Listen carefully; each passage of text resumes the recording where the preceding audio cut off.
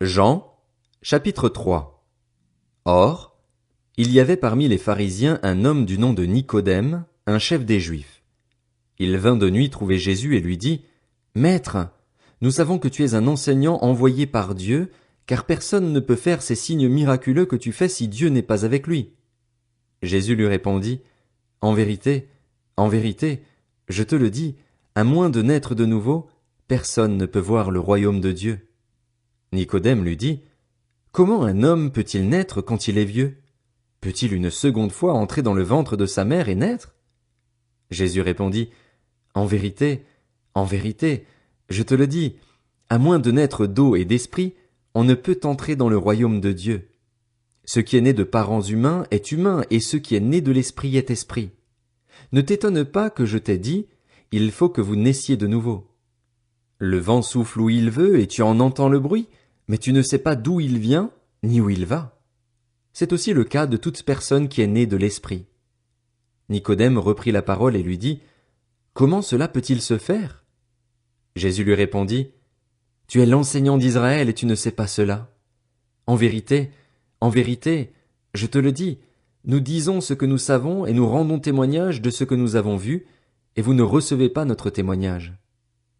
Si vous ne croyez pas quand je vous parle des réalités terrestres, comment croirez-vous si je vous parle des réalités célestes?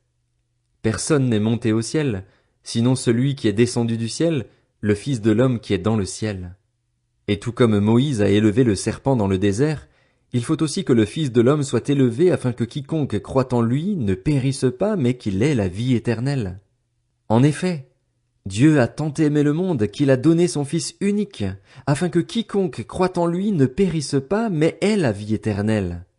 Dieu, en effet, n'a pas envoyé son Fils dans le monde pour juger le monde, mais pour que le monde soit sauvé par lui. Celui qui croit en lui n'est pas jugé, mais celui qui ne croit pas est déjà jugé parce qu'il n'a pas cru au nom du Fils unique de Dieu. Et voici quel est ce jugement. La lumière est venue dans le monde et les hommes ont préféré les ténèbres à la lumière parce que leur manière d'agir était mauvaise. En effet, toute personne qui fait le mal déteste la lumière, et elle ne vient pas à la lumière pour éviter que ses actes soient dévoilés. Mais celui qui agit conformément à la vérité vient à la lumière afin qu'il soit évident que ce qu'il a fait, il l'a fait en Dieu. Après cela, Jésus, accompagné de ses disciples, se rendit en Judée. Il y séjourna avec eux et il baptisait.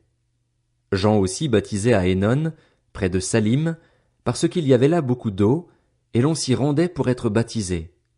En effet, Jean n'avait pas encore été mis en prison. Or, une discussion surgit entre les disciples de Jean et un juif au sujet de la purification. Ils vinrent trouver Jean et lui dirent, « Maître, celui qui était avec toi de l'autre côté du Jourdain et à qui tu as rendu témoignage, le voilà qui baptise, et tous vont vers lui. » Jean répondit, « Un homme ne peut recevoir que ce qui lui a été donné du ciel. Vous-même m'êtes témoin que j'ai dit, « Moi, je ne suis pas le Messie, mais j'ai été envoyé devant lui. » Celui qui a la mariée, c'est le marié, mais l'ami du marié, qui se tient là et qui l'entend, éprouve une grande joie à cause de la voix du marié. Ainsi donc, cette joie qui est la mienne est parfaite. Il faut qu'il grandisse et que moi, je diminue. Celui qui vient d'en haut est au-dessus de tous. Celui qui est de la terre est de la terre, et il parle des réalités terrestres. Celui qui vient du ciel est au-dessus de tous, il rend témoignage de ce qu'il a vu et entendu, et personne n'accepte son témoignage. Celui qui a accepté son témoignage a certifié que Dieu est vrai. En effet, celui que Dieu a envoyé dit les paroles de Dieu, parce que Dieu lui donne l'Esprit sans mesure. Le Père aime le Fils et a tout remis entre ses mains. Celui qui croit au Fils a la vie éternelle. Celui qui ne croit pas au Fils ne verra pas la vie, mais la colère de Dieu reste au contraire sur lui.